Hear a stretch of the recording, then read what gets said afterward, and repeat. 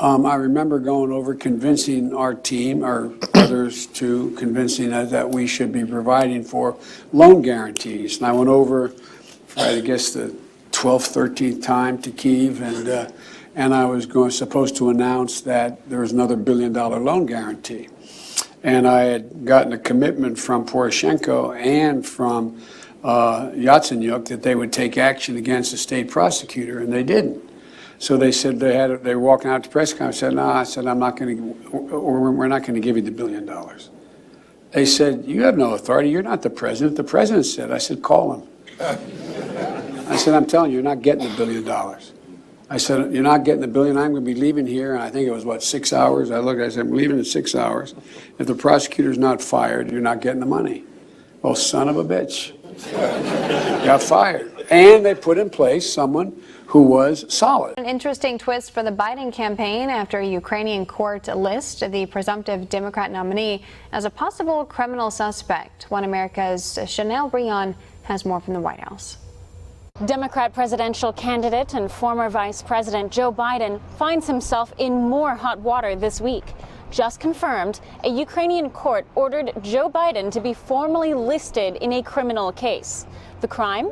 The alleged firing of Ukraine's former prosecutor general Viktor Shokin in exchange for dropping an investigation into Joe Biden's son, Hunter Biden, and the company for which he was a board member, Burisma Oil.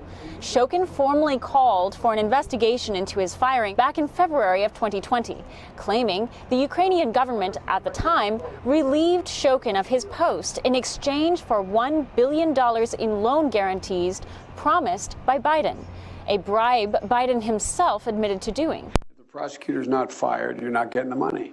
Well, son of a bitch.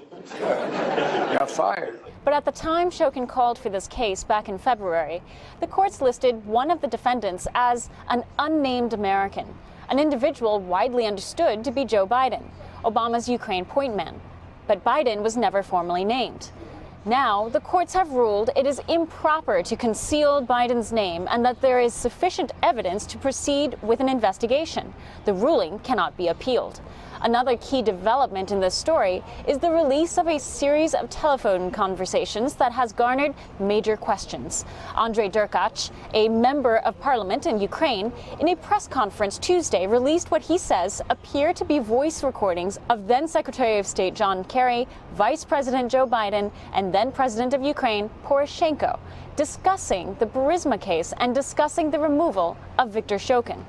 Neither Kerry, Biden, nor Poroshenko have affirmed the verity of these recordings. The recordings appear to have been leaked from government officials and whistleblowers, but are currently being verified.